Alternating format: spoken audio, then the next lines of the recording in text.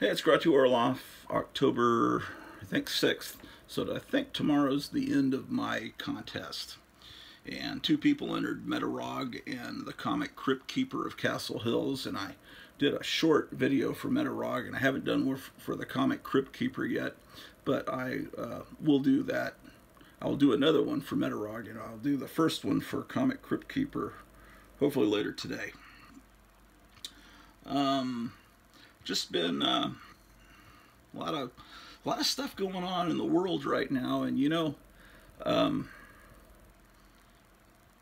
it made me reflect back on my life and how few history-making events have happened during my lifetime, and in a way that's a blessing.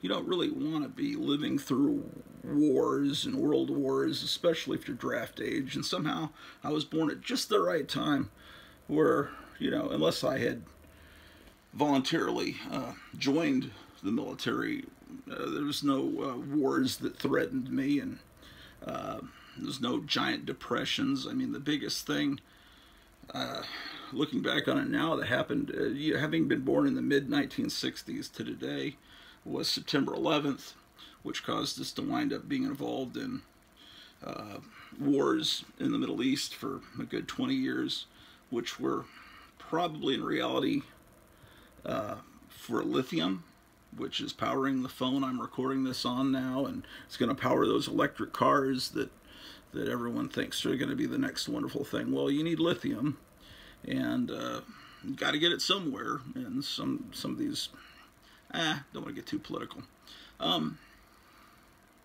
I've been thinking about a lot of this stuff, you know, and I know there's tons of witches and warlocks and crazy San Francisco people praying that bad things happen. Because the president right now is in the hospital. He's supposed to be getting out today. And there's a lot of people that absolutely despise the president. If you say anything good about him, they'll immediately stop following you on Instagram, or they'll, you know, they'll do all kinds of stuff to you. Because they're just filled with hatred. But anyway, not many history-making events, but right now we're living through history, and unfortunately this is pretty big-time history, and I think a lot rides on what happens in this next election. So you need to pay attention to the news, and you need to dig below what CNN and MSNBC tell you, and Fox News. You need to really figure out what's really going on. You need to think about, you need to think. But most of my life, pretty much you don't want to live through a time period that they devote a whole chapter to in the history book. The Great Depression, World War II, you know, the generation that Tom Brokaw wrote the book, The Greatest Generation. The people that grew up, they were kids and teenagers in the Great Depression.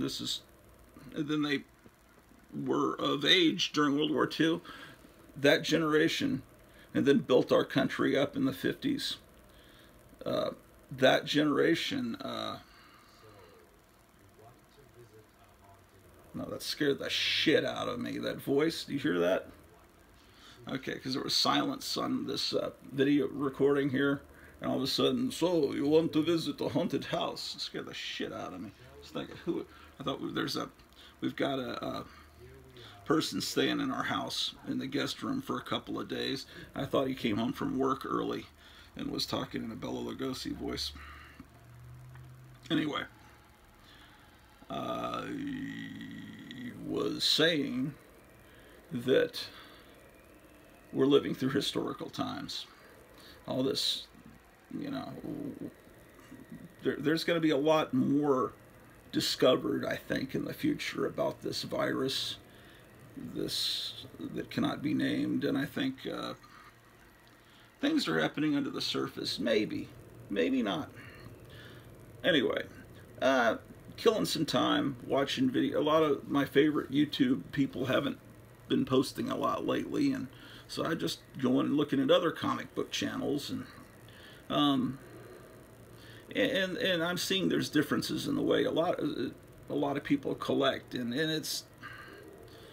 at times it starts making me feel like, I'm not getting angry. I'm just thinking, oh man, this is not how I look at comic books and comic book collecting.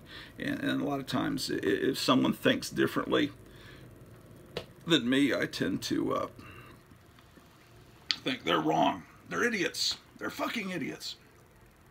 But I'm trying to be real cool and calm about it. And just realize, hey, they're...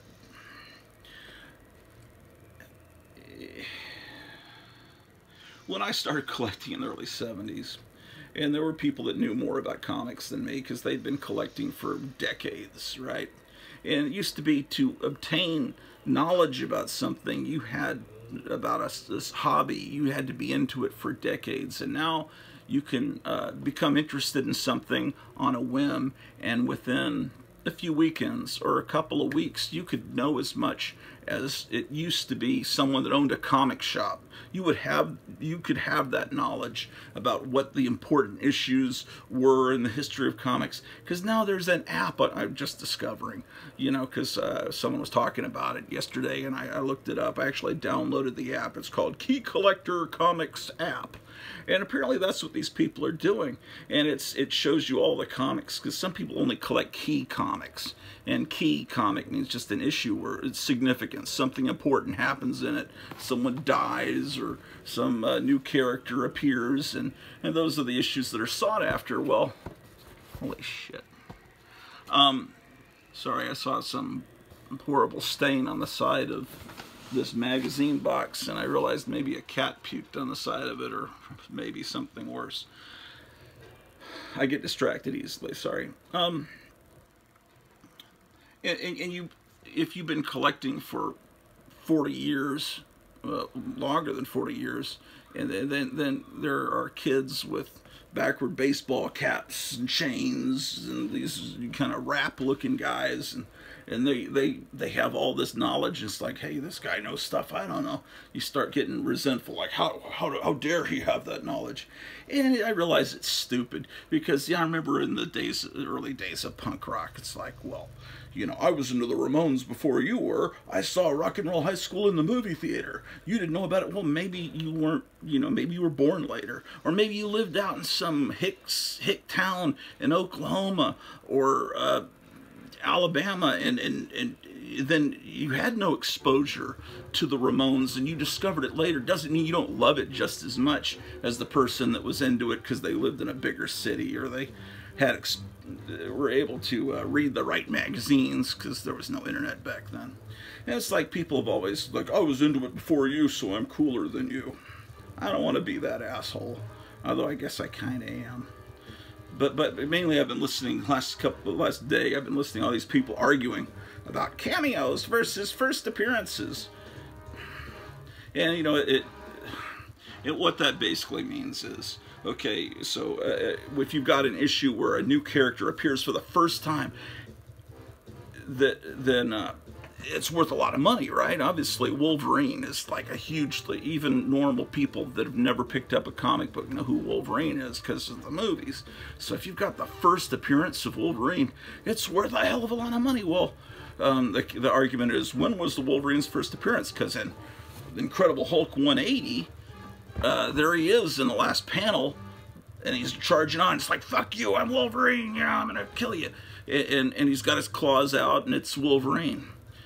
And then the next issue, he's fighting the Hulk and 181, and he's on the cover slashing at him, and he's all through the comic. And that's the one that's worth a lot of money, and people want to buy it and slab it and encase it in plastic so they can never read it again, so you can put it on a wall like it's the Holy Grail.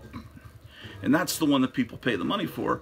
But people that only have issue 180 say, wait a second, I have 180, it should be worth more, because it's really technically the first appearance. And now they've got this new thing where they slab comics. You send your comic book off for $25, and they send it back in plastic so you can never read it again. And in theory, it's supposed to be airtight and the comic will remain preserved forever in that form, and it's worth more money because it's been professionally graded, and they graded in this new system. Because, you know, I was away from comic collecting for a lot of years, and used to be, you know, there was good and fine and mint and poor. Those were the conditions, and very good plus. Now there are numbers, a numerical system from 1 to 10. So this is a 9.6. That means it's almost like perfect newsstand copy, or better than a comic would have been on the newsstand, because most comics were trashed on the newsstand. Those spinner racks, kids would flip through them to see if there were comics behind the comics, and it would put spine ticks, or whatever the hell they're calling them now. Anyway, there's all this new terminology. So anyway, if the character only appears for like a panel, or, you know, it's like the back of their head, like Mary Jane Watson, then it's called a cameo. And if they're all through the comic, then it's technically the first appearance. But then sometimes that doesn't apply, and people are arguing and having debates about it. And I don't really care, because I buy what I love. I buy what I want. I'm not using the Key Collector app. So these are the, because if you want to buy Hulk 180, but you have no interest in Hulk 179, or you want to buy 181, but you have no interest in buying Hulk 160, then you don't really care. You don't care about the Hulk. You care about having that one issue that's super valuable. Or you should just be just as interested about getting those other issues, you know. God damn it. You should, in my opinion. Pardon me. I'm gonna turn this goddamn motherfucker like for Sam shit. Goddamn kids talking so loud in my video. I'm back. So,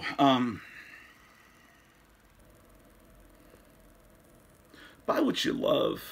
Don't use the Key Collector app. I was looking at it, and it's like, it only has certain issues, the ones that are super important. It's funny, I went to Fantastic Four, and it's like every issue was there. Almost every issue was there. And I realized, oh, that's because the Fantastic Four was such an important comic book. Every fucking single issue was a key issue. Every issue they were inventing, Jack Kirby was inventing something new, a new character, something, new concept. Later on, there were a few issues missing, or maybe something didn't happen significant, but almost every issue from 1 to 100 is a key issue in some way, you know. And then there's argument, because I've got a lot of the issues of Fantastic Four between 1 and 100 when Jack Kirby was on it, and I don't have the really early issues. Obviously, I can't afford those, but I have, unfortunately, I'm missing 46, 47, 48, I think. Wait, I have the first, I have the second part of the Galactus trilogy and the third. I don't have the first one where the Watcher's standing there, you know, being fat, and that's the one that is now shooting up in value according to Key Collector app, because they're going to make a Fantastic Four movie at some point. So it's shooting up, and that's the one that I need. But then it used to be the one that was really valuable, I think, was the one that actually had Galactus on the cover, even though he had appeared in the issue before, but only in one panel where he was colored wrong. But that's, you know, but that's really considered his first appearance, not a cameo. People argue about this cameo first appearance stuff. It's a bunch of bullshit. Just buy what you want. And I want that whole trilogy, and I don't think I'm going to be able to ever afford that issue unless they mess up the Fantastic Four movie. And usually Marvel doesn't mess anything up. I'm starting to lose a little confidence in them. When they try to do that Inhuman series and didn't use the Jack Kirby costumes, which is what makes the Inhumans cool, that was a huge boo-boo on their part. Going through other boxes of magazines. I was showing you these science fiction magazines from the 70s a few episodes back, and this is the summer before Star Wars. See, you had Logan's Run, you had your Space 99 and Star Trek, and that was what was cool at that point. And then Star Wars came out, and then everything else was pretty much forgotten. But, you know, this is just some cheesy magazine. It's even got Flash Gordon in it. Who put this out? It looks like Charlton. Oh, I actually have my reading glasses this time. I'm all prepared. These are $1 at the Dollar King or whatever the fuck it's called. 1977. Okay. Well, I would say this is the part of 1977 before Star Wars, because it's not. Is there anything about Star Wars? See, again, when I do the camera where I'm on camera, it's hard to get it framed where you can see inside the magazine with me. Yeesh. And I'm surrounded by comic and magazine boxes. It's like a freaking obstacle course in here. But I'm fixing it. Shit. Oh, there you are, Alan. It's Alan making an appearance and quickly disappearing. Alan's trying to escape the room and can't because I'm blocking the only access, I think. This was a British magazine, Starburst, and this was right as Star Wars came out. This is one of the first purchases I made at Lone Star Comics right after. Yeah, and it's a slick magazine. It's kind of like their Star Log, and I think they published it for a long time. Yeah, even articles on that. Yeah, they're putting out all this shit back then. And then it has comics in it too. Very, very British looking comics. And by very British, I mean very boring usually. You know how the British tend to be, no offense. But, I don't know, not always. I mean, Judge Dredd's cool. Here's another issue of Starburst. It's even got that horrific Spider-Man on the back. So, they're apparently bringing back that horrible actor. I think his name is Jamie Foxx. There's a Star Wars you can see at home. It's Super 8. Maybe he's good in other movies. I don't know. But he was really bad in that Spider-Man movie as Electro. I mean, it was like Batman and Robin kind of bad. It was like real bad. And they're bringing him back in the new Spider-Man movie, so I think they're going to retool the character. But I think what they're doing is they're going to have alternate universes and have all three actors that played Spider-Man, Tobey Maguire, the second guy, whatever his name was, and the third guy, all appearing together as Spider-Mans, and then I guess they'll have their villains, and I don't know. We'll see how that goes. I think they're doing the same thing in the new Doctor Strange movie that Sam Raimi's helming. They're going to bring in alternate versions of heroes, and I heard something about they've hired Tom Cruise to play an alternate universe Iron Man. Yeah, these are just cheap. I showed you an issue of this that was in another box. That's why I've got to put everything together. But this is, if Charlton didn't put it out, it feels like the paper feels very Charlton-like.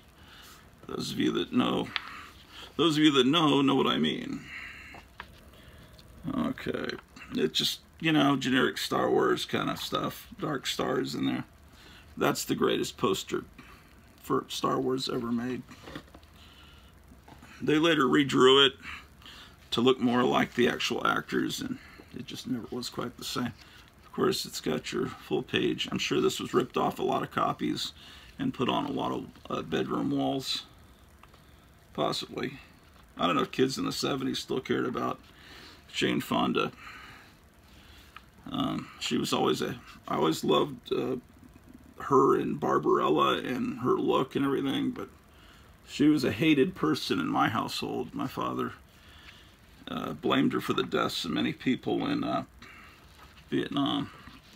And, you know, she's since apologized for it, but doesn't make Barbarella any less fun to watch, I guess. This says, "Let the genie in the bottle bring you great wealth and happiness. It has done it for me already." Okay. I don't know what that's about. Yeah, this guy that played Spider-Man in that terrible TV show, he was one of the little kids in The Sound of Music. I always hated the uniforms in the Star Trek movie. They should have just kept the uniforms in the original. And then in every Star Trek incarnation since, they always changed the uniforms. And in reality, uniforms aren't changed that often in the military, although they're not supposed to be military. They're more like the UN. Here's a Harvey Kurtzman humor magazine, post-Mad. You know, he left Mad because it's got great stuff in it. I mean, this is called Humbug. And he brought, you know, Will Elder along with him. Yeah, I mean, he... You know, I don't know why this didn't... I mean, it's good. I mean, why did Mad take off, but this didn't? This has a parody of Rodin in it. The only thing I don't like is the lettering. I wish they'd gone with more human looking lettering. That's the style that Harvey Kurtzman went with on this, and that can't be the reason it didn't succeed. But other than that, it looks like it's... Ooh, this one's got some nasty insect damage. There's Stan Freberg, one of my idols. Stan, if you like the early Harvey Kurtzman, Will Elder kind of mad comic book, then you've got to seek out Stan Freberg, who's a comedian and he did a lot of advertising. He had an advertising agency, but he was a comedian. He did a lot of commercials, and he did a lot of comedy albums back in the 50s and 60s. You got to seek out his stuff. I mean, you can get it free on YouTube. Just type in Stan Freberg. Here you got a Russian Flash Gordon. See, it's really cool.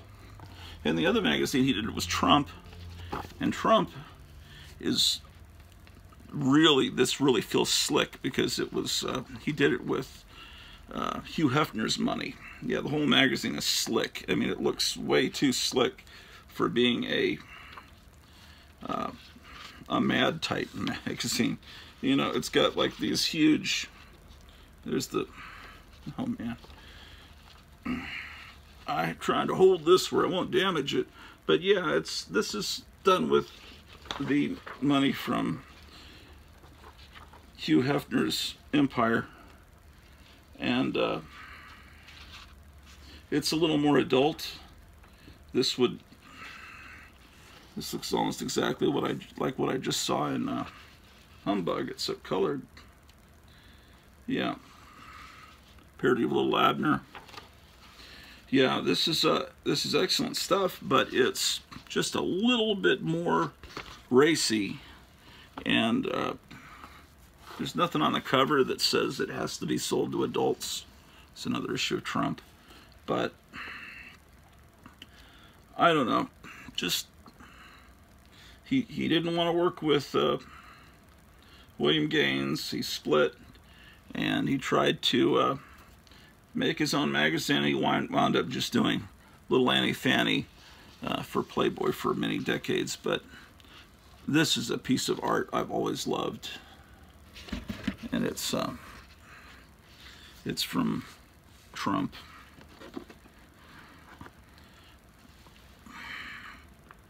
Oh, here's something interesting. I just found this.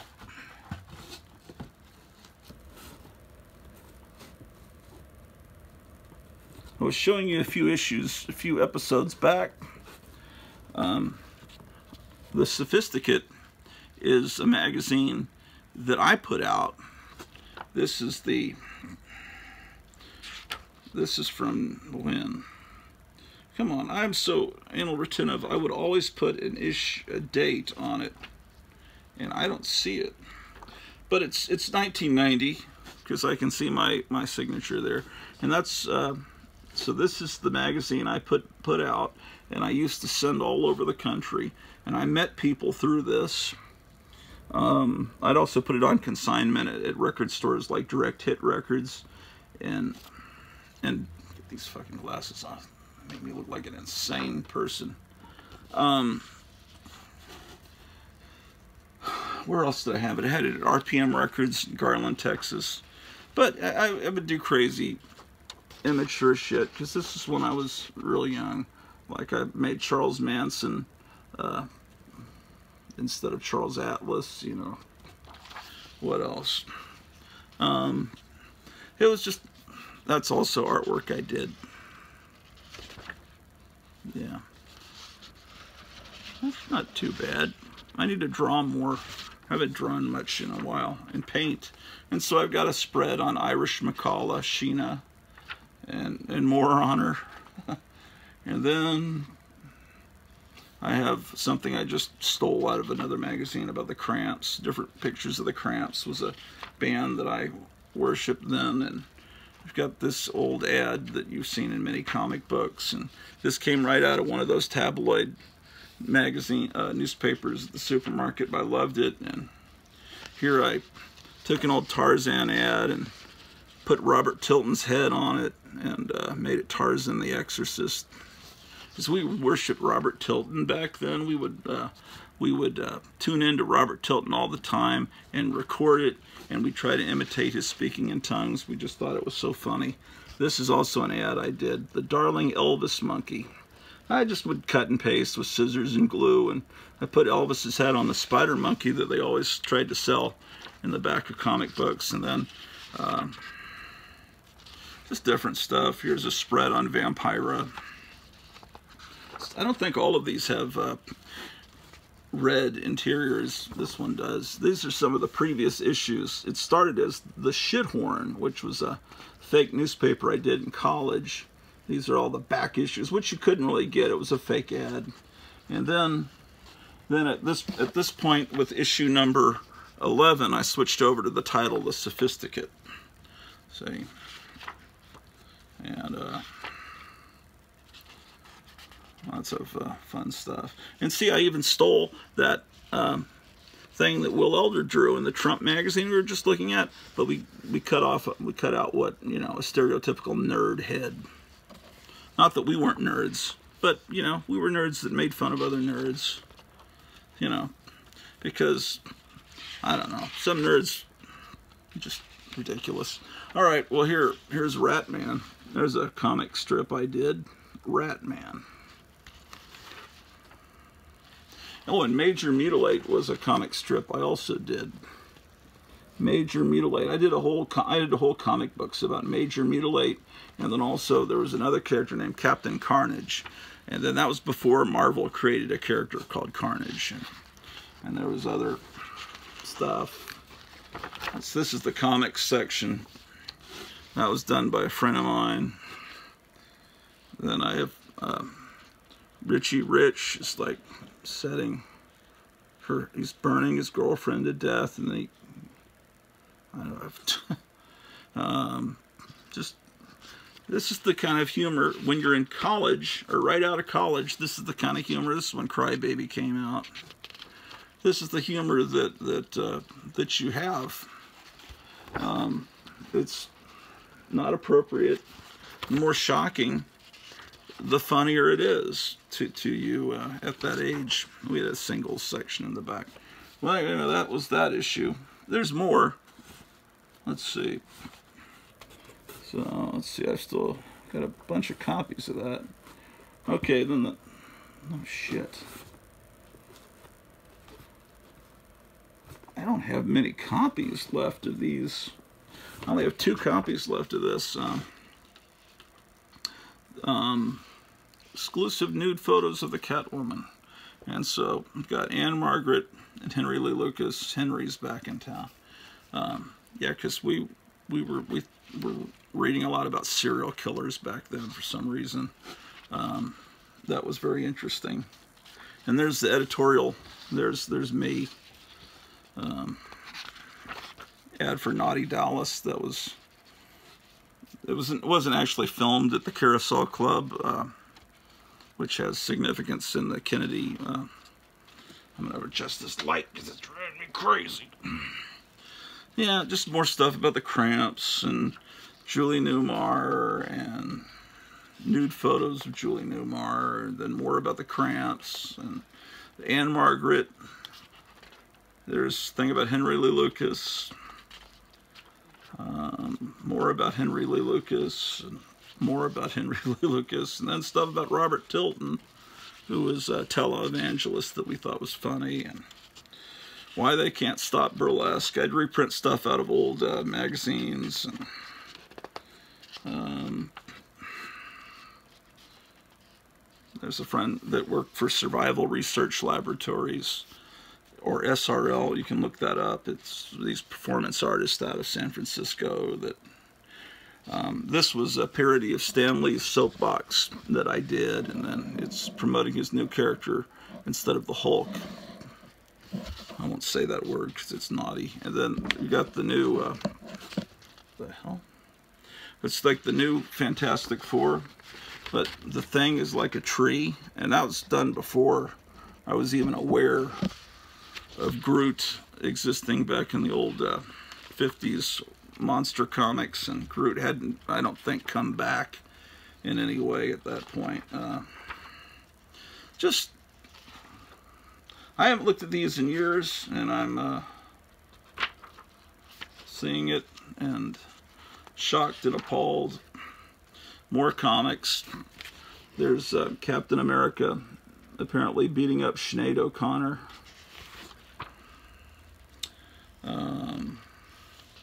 Oh, there's a comic strip about Donald Trump.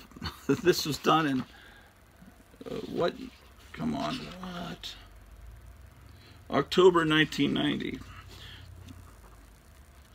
I didn't draw that. That was done by my friend who still hates Donald Trump. And,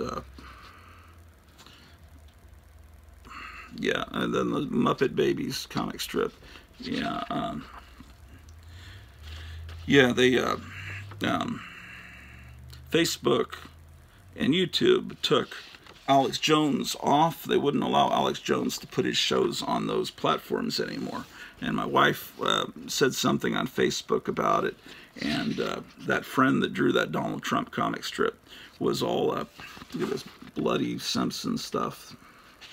Can't believe I drew that. So, there's Madonna. Just all kinds of cool stuff. Anyway, she said something about that. That's not right to just take away someone's freedom of speech. And he got real indignant with her and was saying, well, these are privately owned businesses. If they want to take someone off, they can do that. And then it was like, well, yeah, but it's like if the electric company, maybe it's privately owned, but what if they decide they don't like you and they just turn off your electricity? I mean, this is the way that we can communicate with others in today's society, is through Facebook and YouTube. And he was just so indignant and insulting to her, and that I eventually had to deep six that friendship a little bit. But hopefully it can be reestablished in the future when he wises up from his libtardism. This is number 13 from December of 1990, and this is a thick issue. And it's got all kinds of, old strippers, and here's the letters to the editor and stuff about Evelyn West, who was a stripper back in the 50s and maybe early 60s. Oh, here's there's another drawing I did, so you can see my amazing art style. And this might be significant. Oh, this friend of mine was drawing doing portraits of Ed Gein. I did this article, "The Son of Satan and the Rise of Satanism in the American Comic Book." If you'd like, I could read that article to you, maybe in the next video, because it's kind of appropriate now. Because look at that ad I clipped out of the newspaper, Blood Feast Marathon. Yeah, it's appropriate now because apparently there's a Son of Satan TV show coming to something or other, some streaming channel. Satan Sadist was a band that was a friend of mine. So, Scum and Vermin Run the Media. And that was me ranting and raving about how they were cutting they were editing the Addams Family and the Munsters on television for time, for more commercials. And here's just an ad for a Sophisticate Video that I was going to put together a video version of this magazine. And I never did, but actually a few years later I met Joe Riley, a friend in Dallas, and he said, that's a great idea. And that's what the Hypnotic Eye wound up being, was a video version of this magazine. So if you're into the Hypnotic Eye, if you look at old interviews with Joe Riley, he says, I wanted to turn this magazine, The Sophisticate, into a TV show, and that's what he did. Except we added Japanese monsters and stuff. Because in 1990, you hadn't really discovered... I knew Japanese monsters, but I didn't know the Japanese superheroes. And I mean, there's a far more than just Power Rangers or the stuff that they brought over the States. I mean, when you really get into Kamen Rider and Ultraman and all that, it's amazing stuff. Amazing. So there's all kinds of stuff. Anytime I found pictures of Betty Page, and this was all really cool, that Shirley Kilpatrick, that was the astounding she-monster in the horror movie in the 50s. Well, I found pictures of her, you know, like in these Toreador capri pants and all this. So I had to publish this. I just reprints from old girly magazines, which I just found boxes and boxes in the closet. And this is an article about high school and college. And I should probably read it aloud on YouTube to preserve it, since there's so few copies of this magazine out there. I did meet Devlin Thompson, who runs Bizarro Wuxtree in Athens, Georgia, through this. Here's some, oh, I gotta find these. These are the comic books I did like in high school. See? They were real bloody. I found the comic books I did in elementary school and showed those to you in a previous. See, there's Captain Carnage. So I was using the name Carnage before Marvel started their Carnage. And all kinds of there's another little comic strip I did. This is just talking about how great we are and all the wonderful things we did. And then there was this flyer was all over the college campus where I went, advertising a Jesus movie that was coming. So we took it and we altered it and turned it into Dirty Harry, and we made copies and put it all over the telephone poles at campus. It says, Jesus, some call him a great teacher, a prophet, a martyr, God. What will you call him? See this movie and decide. And then we did it with Dirty Harry, and it's the same. Some call him a great teacher, a prophet, a martyr, God. What will you call? We put it everywhere. It just to annoy and confuse people, because that's what we did. And The Grinches That Stole Saturday Morning was the article I did about how Saturday morning television had changed and it had taken out the violence and all that. And so, oh, this was the front cover to a girly magazine, but I changed the face from like a bum, a hobo, to a rotting corpse, and put the Sophisticate salutes Betty Page, and I just have nude pictures and different pictures of Betty Page, because I was collecting Betty Page just insanely at that time. I mean, I have a huge collection. That was then I just photocopied the cover of Vampirella, which, and there's my friend writing about, which I just bought at that time. I don't finish my thoughts. This is my friend's SRL update. You really ought to look up Survival Research Laboratories on YouTube. They created all these robots and machines and had them fight, and it was insane, and it's fun. Oh, and there's a Captain America where he's talking to I haven't read this in years, and I've got all this horrible stuff. That wasn't drawn by me. These two, I'm ashamed to admit, were drawn by me. Here's an ad advertising those Tijuana Bibles I was talking about not long ago. Just stuff I liked out of tabloids. I would just cut and paste and put in here. So that's issue 13. And at a certain point, we switched over to... I switched over to doing a tabloid version. Okay, that's... What is this one? 13. Okay, so 14 had a Mars Attacks cover. And had Zat on the back cover. And I just reprint old ads from comics and any kind of clip art I could get that was amazing, I put in here. I mean, this magazine was just such a labor of love that it was just like this. This is what I love. We were making fun of the Dallas Fantasy Fair. And then here's me remembering Warren Comics. And this is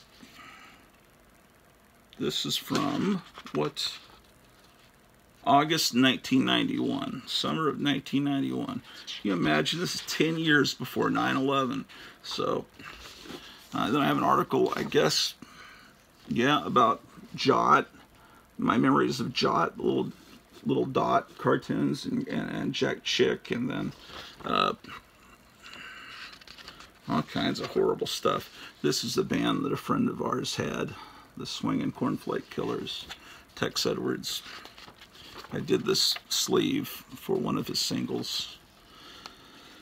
Okay, what else is in here? An editorial. Oh, the Mummies were a really cool band. You need to look them up on YouTube. And this is all different mummy depictions from different things. There's a discography, all their records.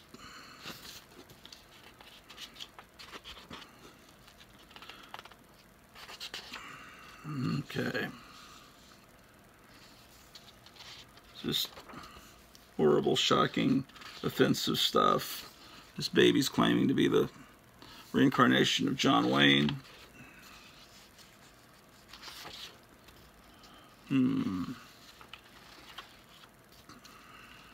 Reprint a Tijuana Bible there, a Popeye.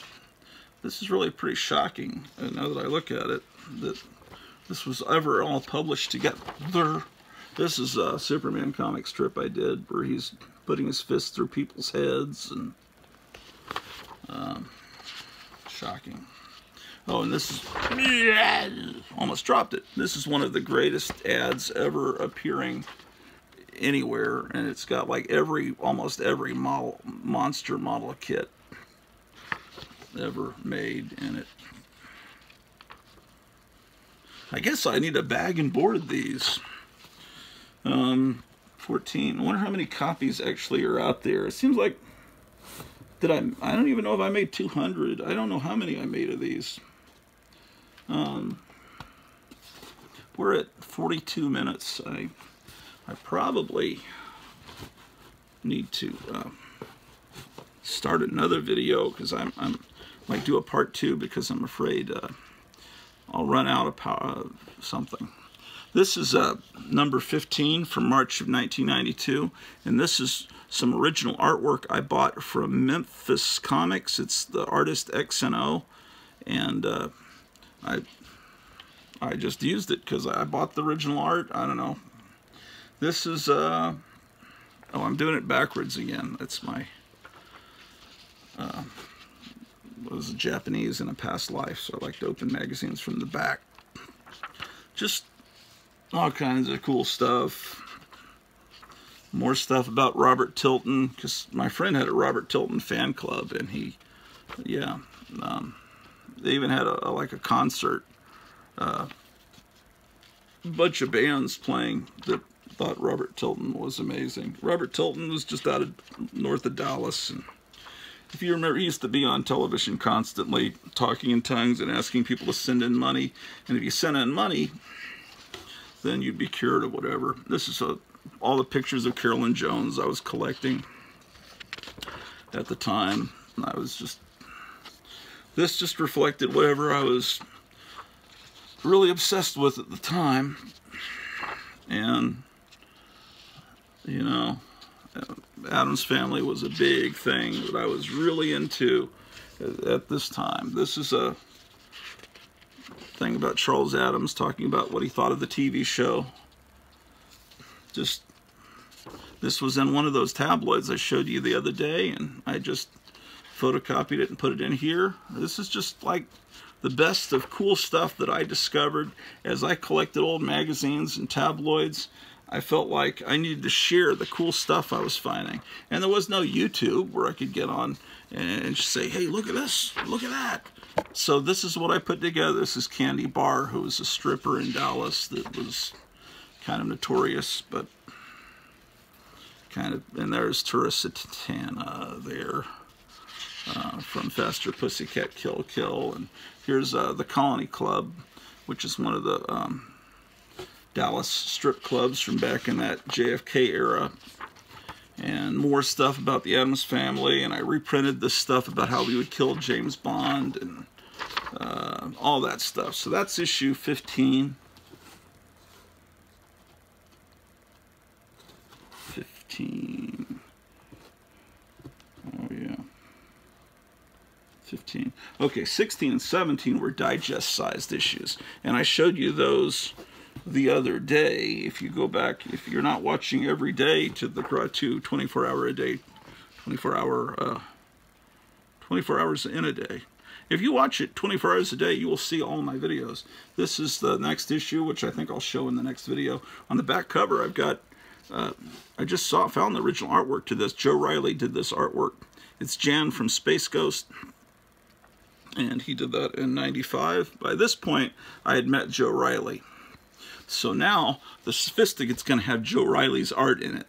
So now, this is going to be very much a the Hypnotic Eye on paper. And I'll show you this in the next video.